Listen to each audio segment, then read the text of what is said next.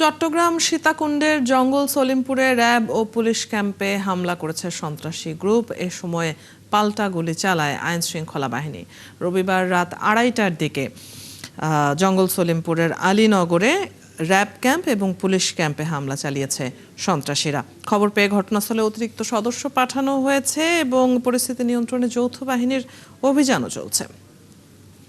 এই অভিযানের সবশেষ খবর জেনে নেব। সহকর্মী প্রণবেশ চক্রবর্তী যুক্ত হচ্ছেন সেখান থেকে।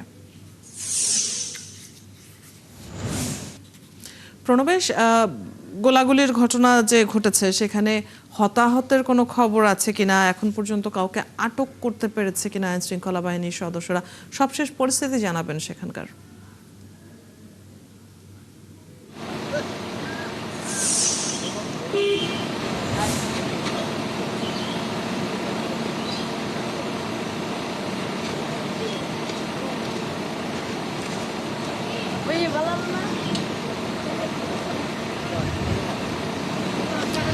চট্টগ্রামের সীতাকুণ্ডের জঙ্গল সলিমপুর চারপাশে পাহাড়ি এলাকা। এটা আসলে অপরাধী এবং দুষ্কৃতিকারীদের একটি অভয়ারণ্য বলা যায়। এই এলাকা ঘিরে সরকার দীর্ঘদিন থেকে চেষ্টা করছে এখানকার আইন শৃঙ্খলা পরিস্থিতি নিয়ন্ত্রণে আনার জন্য, এবং এই এলাকা ঘিরে দুটি, একটা হচ্ছে র্যাব, একটা পুলিশের দুটি নতুন ক্যাম্প তৈরি করা হয়েছে। আগামী 31শে মে এটি উদ্বোধন করার কথা ছিল, স্বরাষ্ট্রমন্ত্রী এটি উদ্বোধন করার কথা ছিল, কিন্তু তার এক সপ্তাহ আগেই এই হামলার ঘটনা ঘটলো। এবং এখানে আমরা যতটুকু জানতে পেরেছি, রাতে অনেক ভারী অস্ত্রশস্ত্র নিয়ে এখানে সন্ত্রাসীরা হামলা চালায় এবং এই হামলায় SMG এবং AK-47 মধ্যে ভারী অস্ত্র ব্যবহার করা হয়েছে বলে আমাদের আইন শৃঙ্খলা বাহিনীর সদস্যরা জানিয়েছেন।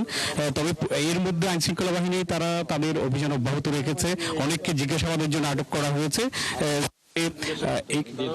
আমরা এখানে র্যাবের এখানকার কমান্ডিং অফিসার তিনি বক্তব্য রাখছেন। আমি সরাসরি সেখানে যাচ্ছি। প্রশাসনের মধ্যে তাদের সোর্স এখানে আছে, না হলে ওরা বলতে যাচ্ছে যে আপনারা আসার আগে খবর পেয়েছেন কিভাবে, তারা কিভাবে খবর পায়? এটা আসার আগে খবর পাবে কিভাবে? আমরা তো এই যে মেইন রোড থেকে যখন ঢুকে এই পুরো এলাকার মধ্যে তো এই এলাকারই লোক, তো এই গ্রুপের দুইটা লোক ওই ছিন্নমূলের বাইরে ওইখানে বসে থাকা এটা অস্বাভাবিক না। তার কাছে শুধু এখান থেকে ফোন করে জানিয়ে দেয়, তো এটার জন্য তো আমার প্রশাসনের লোকের দরকার নেই, তার দুইটা লোক বসে রাখলেই তো হয়। তো এইভাবেই তারা তথ্যটা পাচ্ছে। তো আমরা আমাদের কার্যক্রম করছি। এখানে অন্যায়ভাবে তারা একটা বাহিনীর ক্যাম্পে হামলা করেছে, যেটা গুরুতর অন্যায়, এটা মামলা হবে এবং আইনগত প্রক্রিয়া অনুযায়ী যা যা করা দরকার আমরা ইনশাল্লাহ সেটা করব। অপরাধীরা আসলে কি ধরনের অস্ত্র বা ভারী অস্ত্র ব্যবহার করেছে একটু যদি বলেন। আমরা জানিয়েছি যে তারা অনেক অ্যামিনেশন বা ভারী অস্ত্র ইউজ করেছে। ভারী অস্ত্র বলতে তারা রামদা ইউজ করেছে, দেশীয় অস্ত্র ইউজ করেছে, এবং আপনার সরি ক্যাম্পের লোকজনের কাছ থেকে জানলাম যেটা, যে যারা ফায়ার করেছে ওরা AK-47 বা রাইফেল এরকম কয়েকটা অস্ত্র দেখেছে। তো এগুলোই অস্ত্র ব্যবহার করেছে তারা, এবং ককটেল মেরেছিল একটা ক্যাম্পের গেটের সামনে। আমরা জানতে পেরেছি আগে যারা এরকম হামলা করেছে তারা এখন বিভিন্ন জায়গা থেকে বের হয়ে এসছে। এই ব্যাপারে আপনাদের বক্তব্যটা কি? বিভিন্ন জায়গা থেকে মানে কোথায় থেকে? তারা অনেকে জামিন পেয়ে গেছে বা বের হয়ে আসছে বলে স্থানীয়রা বলছে। জামিন যে দিচ্ছে তাকে জিজ্ঞাসা করলে মনে হয় ভালো হয়। জামিন তো আমি দিই না, আমার কাজ তো আমি করেছি, একটু আগে স্টেট দিলাম। আমরা আমাদের সাধ্যের শতভাগ কাজ আমরা করছি। এখন তারপর কিভাবে আসামি জামিন পাচ্ছে এটা তো আমার এখতিয়ারভুক্ত না, আমার ক্ষমতার মধ্যেও নেই।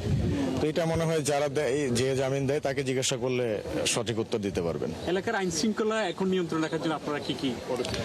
আমরা আমাদের পরিকল্পনা অনুযায়ী কাজ করছি। কিভাবে আগাবো আমাদের আসলে বাহিনীর প্ল্যানিং গুলো এইভাবে মিডিয়াতে বলাটা মনে হয় সমীচীন হবে না। আমরা আমাদের পরিকল্পনা অনুযায়ী কাজ করব। চট্টগ্রামের জঙ্গল সলিমপুরে র্যাব ও পুলিশের ক্যাম্পে সন্ত্রাসী হামলার সবশেষ পরিস্থিতি আমরা জেনে নিচ্ছিলাম। আমাদের সহকর্মী সেখানে কর্মকর্তাদের সাথে কথা বলে জানিয়ে দিচ্ছিলেন সবশেষ তথ্যগুলো।